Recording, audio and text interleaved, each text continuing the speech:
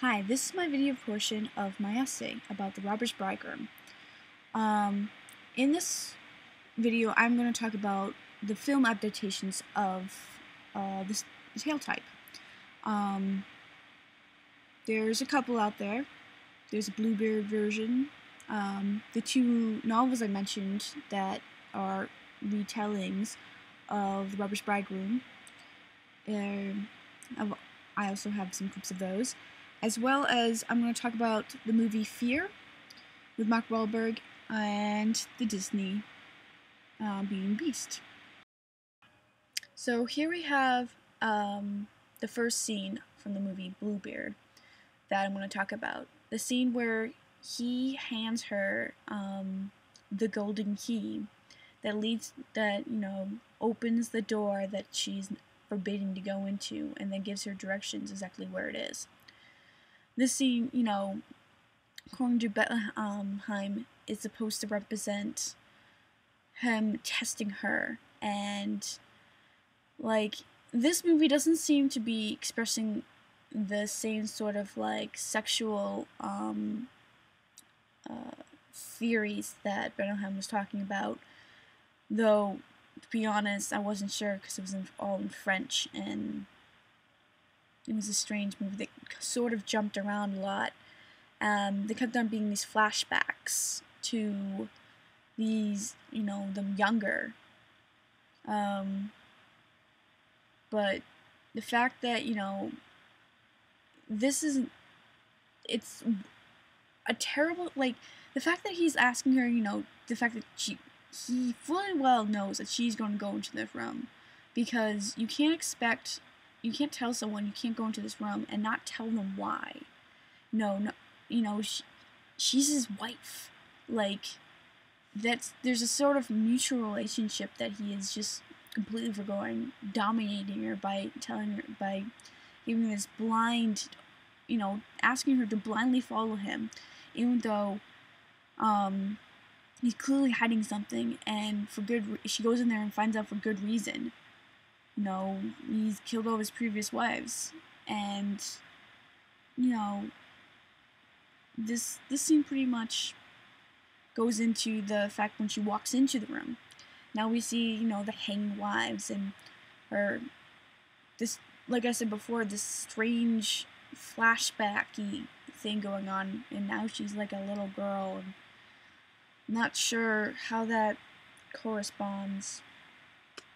There was a strange element in this movie, which leads up to after she drops the key. We go into him finding out and basically telling her that she's gotta die. And this is something that I found interesting in this movie adaptation, where she says, "I know I must die." I think you can see it in two different ways. She might be trying to be seen as this noble, girl, and she really wants to pray for her soul, or she could just be trying to buy her time until her brothers got there, which I think I'd prefer to think is what she's doing, because in my mind, this sort of trickery, this sort of self-preservation is something that, is in the Robber Bridegroom tale, which is, unfortunately, it seems to be superseded by this tale type, Bluebeard, for some reason, because of the whole forbidden room element, and the fact that, Curiosity killed the cat. Those satisfaction brought him back. And then we get into this next scene where she goes up and she's going into the tower to go pray. She has 15 minutes, and she sort of this scene's weird. There's the editing, obviously they're just looping it.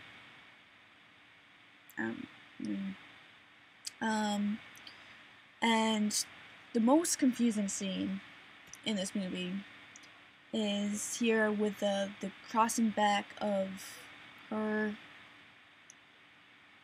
being about to be stabbed by him, by Bluebeard, and this girl telling the story, and then Bluebeard dying, and then what I thought was a flashback turns out that the older one died, so obviously this is not the case.